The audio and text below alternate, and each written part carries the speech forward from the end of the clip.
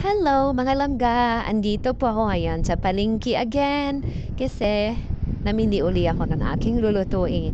So, here, kasama na din ang prutas. Hindi mawawala yan. Everyday may prutas din po. Hindi pwedeng walang prutas. Meron talaga yan. Everyday. Kasi request yan ni amo eh.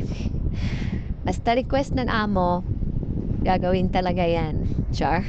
So yan, tinan niyo yung mga prutas, diba? Iba't ibang klaseng prutas. Madami. So, isa-isahin ko pa ba, Char? Yan, tinan niyo na lang po sa inyong mga mata. Ayan, iba't ibang klase ng prutas. Sobrang sarap niya. Ito, cherry tomato. Yan, meron ding honey melon, at saka apple, mango, strawberry. Yan, dami ko nang sinabi. Tsaka green apple. Yan, meron ding white pear. Di ko alam yung isang prutas na yan, no? Maasim yan. Tsaka kiwi. Tapos persimmon.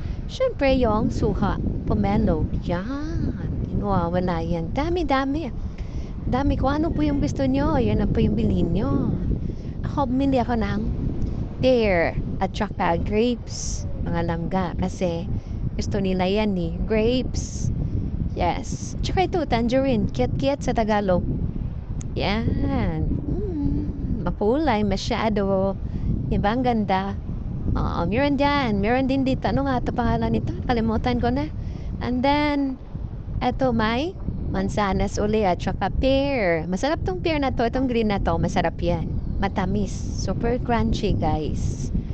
At syempre, ito, lemon. Yes, rich in vitamin C. Yan, ninom ko lagi yan. Matag tayo dito sa kiat-kiat. Sa tangerine. Diba? Oh, ang ganda nila tingnan. Sarap sa mata.